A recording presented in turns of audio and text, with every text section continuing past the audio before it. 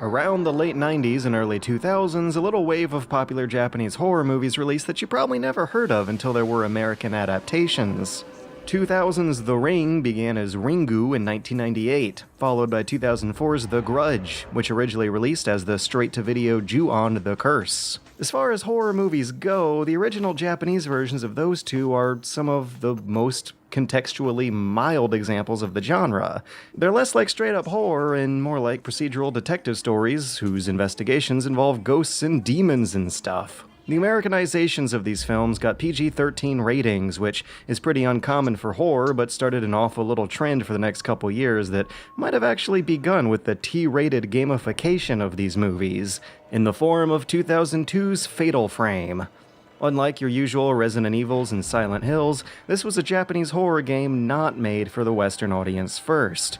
It also must have been the hardest T rating the ESRB ever issued. There's not a lot of jump scares, and the player won't shed a single drop of blood or gore, but the disturbing situations and extremely oppressive horror atmosphere here are a testament to how the age rating on the box hardly correlates to just how bad a thing's gonna scare the kids. Even though it's rated one notch higher, Resident Evil is a Saturday morning cartoon compared to this game.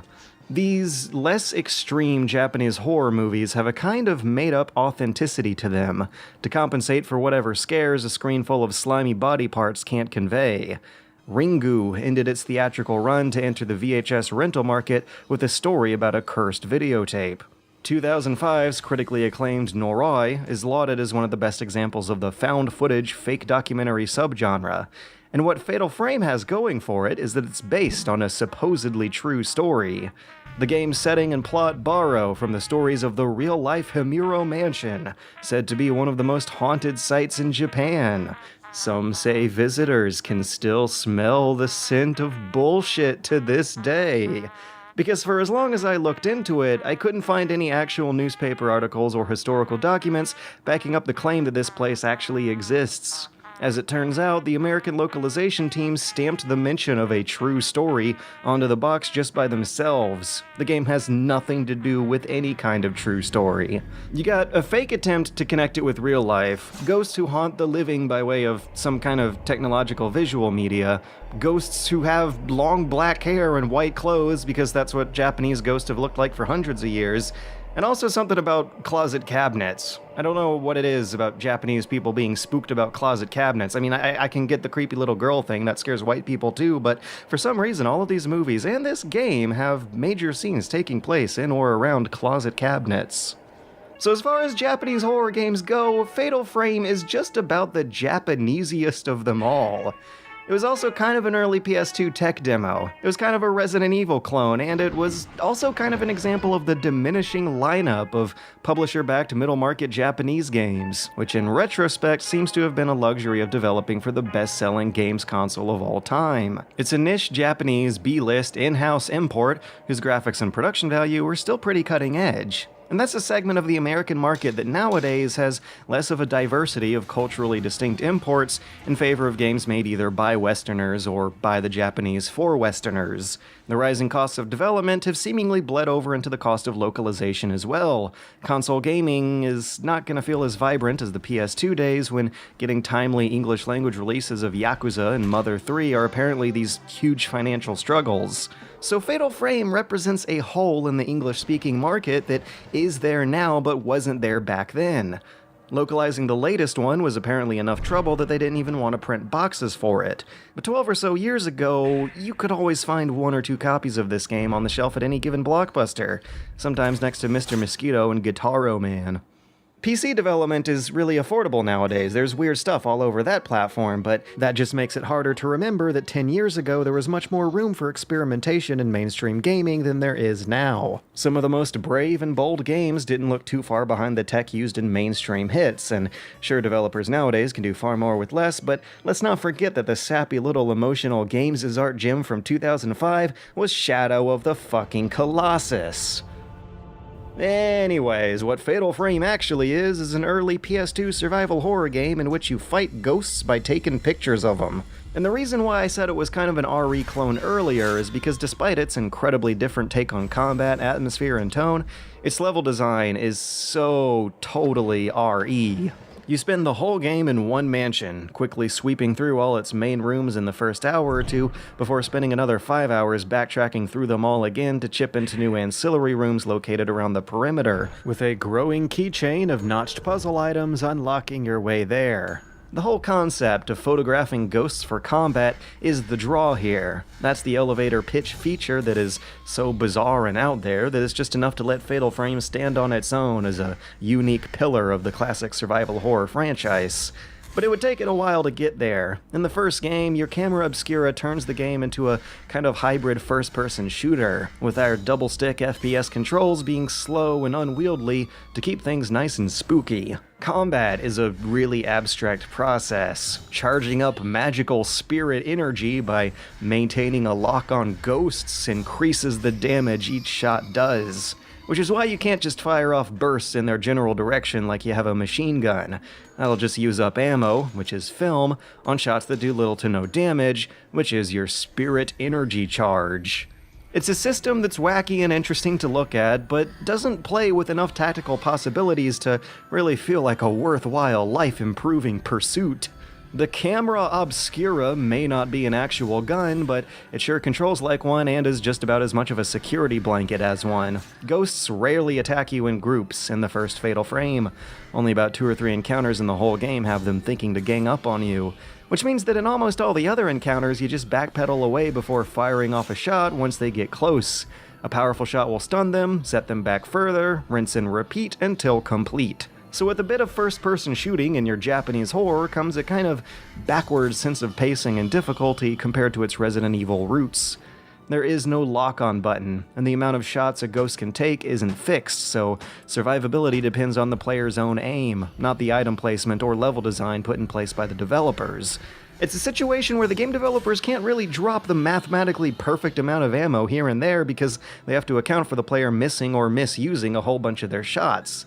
Like when you have to solve a puzzle, because you just shoot puzzle items with the same ammo you shoot monsters with in this game, and that's actually how you solve puzzles. This eats up a hell of a lot more ammo than the genre conventions, which means there's kind of an abundance of ammo throughout the whole game, which means there's less tension, which does make the ghosts a bit less of a threat. It all looks fantastic, though. The high detail but low-res 60 frames per second mansion is still lit and laid out beautifully.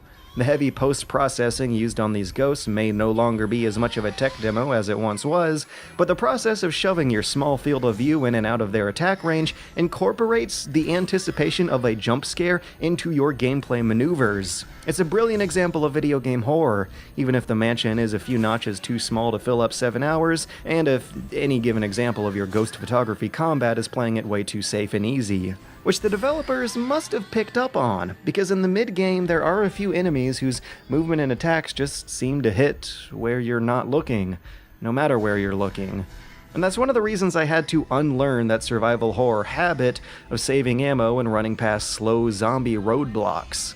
Because in this game, the ghosts will chase you through walls, through rooms, and sometimes half the mansion to hit your backside with a rubber-banded damage multiplier that just makes the chase not worth it. There's plenty of ammo to go around, plenty of monsters you can't go around, and you've got FPS controls to pop off high damage charge shots, so just plow through them.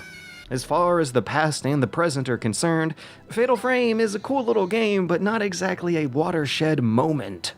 But that doesn't mean it's aged poorly. Without a huge resurgence in tank-controlled Japanese horror, there hasn't been much in the way of innovating on this type of gameplay to fairly compare it to. The very same movement control scheme can be seen almost verbatim in Until Dawn, and in that case it would have felt like more of a throwback if they still didn't work just as well. And that's why Fatal Frame doesn't feel as old as it is, but it doesn't feel truly excellent either. And it wasn't considered to be back in the day. It was, and still remains, a highly competent and entertaining RE clone, and it's still one of the more dreadfully chilling horror games around, but it was by no means a milestone of its genre. But that didn't discourage Tecmo from making a sequel. Even though Fatal Frame wasn't, and would not ever be, a top-selling franchise, they managed to go big for a sequel that had a CGI budget, friendly AI, a hell of a lot more voice acting and music tracks, and enough confidence to take a stab at a hard M rating. The jump in quality, going from 1 to 2, is obvious. Just about everything feels more polished to some degree, and the combat system has been drastically expanded and changed to address nearly everything that wore out its welcome the first time. You're fighting multiple ghosts in the very beginning of the game at encounter number 2. Distance is now your primary multiplier for increasing damage, not time, which means you have to balance the risks and rewards of putting yourself close to danger to take down ghosts efficiently. Regular shots build meter for special moves, enemies have 2 degrees of counter frames in their animations, there's even a combo system. Suddenly, photographing ghosts got really complicated, but not too much to feel overwhelming. There's depth to it now. There's enough of a necessity to pay attention to what you're doing to make it feel like a worthwhile game to learn. And you can tell, because there's a long list of challenge missions unlocked after completion. Instead of exploring one big mansion, you now travel through a handful of smaller mini-mansions connected by a foggy village overworld. If anything else, the level design is now closer to Silent Hill, but with this wacky ghost photography thing now being so deep and complex on its own, Fatal Frame no longer feels like an RE clone or a Silent Hill clone or anything else. It just feels like Fatal Frame. And I also really like the dreamy, melancholy tone of this game's overworld. You got pitch black skies and a soundtrack that's just wind chimes and trees rustling and nothing else. It's very Demon Souls-y, very otherworldly, a quality amplified by the camera's usage of negative space. That's a concession that the first game avoided entirely. It's subtle, but it makes the world feel just a little more disconnected from the world. The first game had characters from modern Japan rummaging around ruins from ancient Japan, but the second game has characters from no definitive time or place getting spirited away to somewhere in a netherworld void. There's no definitive time or place here. It just looks Japanese-ish, and you got an old camera, and that's really all you have to go on. And if it weren't for this annoying gray, grainy filter that washes out the blacks while making the whole screen brighter, I would almost go ahead and say it manages to set a stronger scene and be scarier than the first game, but the deeper black and louder soundscape of the first games are things that really unsettled me much more than anything in the sequel. But they're both great. Maybe not excellent, but still pretty great. But what's holding the second game back from really feeling like a timeless classic is a long list of minor issues with its level and combat designs. Although there's a much more diverse set of moves for both yourself and the bad guys, a lot of the enemy animations just kind of shat the bed. It's still hard to tell what's going on, what they're doing, where they're coming from. What? There's one type of enemy whose attacks and weaknesses are something I never really figured out. Your period of attack just flickers on and off super fast, totally unpredictably, and here's one lady who moves only by clipping through stairs. This is a game where the very technical difficulty of ghost movement is the whole point of what stretches out its combat situations. They can move through walls, under walls, over walls. What may be a startling graphical error to us mere mortals is just a tactical advantage for the undead. So your duty is to find clear open spaces to keep yourself from being ambushed, and the game designer's duty is to place them in areas where you can't only be ambushed, and sometimes it doesn't always work out. And last, but not least, is this big issue with how room-to-room transitions are very, very sudden. I really don't know how this one happened. I guess it must have been a workaround to keep the camera from clipping through your AI partner when you enter a door, because the first game's room transitions are delicious. They are silky smooth motions that are wonderful to play with, but the second game uses one hell of a jump cut instead. Suddenly, an open door is immediately closed. You're facing a different angle and the camera crosses the axis of action. It's jarring. The design of the last two houses is heavy on repeated wall panel textures and light on visual landmarks, so it's also disorienting and super easy to get lost. I found myself checking the map every few steps and after every single door, and that time really adds up. And it's hard to say if it's worth that time going through them. The second game clearly has more going for it, and it's kind of a good old time, but either way, they never really shake the feeling of being cheaper, stranger spin-offs of the more refined and well-known examples of great horror games.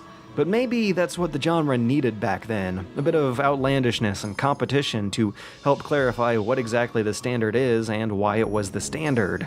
Because nowadays, Fatal Frame is easily more of a real horror game than what Resident Evil eventually became. But apparently, having Tecmo throw around Fatal Frame amounts of money for experimentation now is much harder than it was back then. It's surprising to know that the series... It's actually very, very surprising to see this franchise last this long, because not a single installment of it has broken even 500,000 copies sold. It's a really weird franchise, one of the most niche concepts to last this long and garner this degree of appreciation, and the latest installment is just now releasing digitally only in the US on a dying console a year later than its Japanese launch. Compared to the much faster English releases of 2 and 3, and then the complete lack of 4, followed by a year's wait for a half-hearted launch of 5, it looks like localization efforts for Japanese games have gone backwards. Dramatically. But with that in mind, I'm still hoping for the best. We'll see where this franchise has landed next week.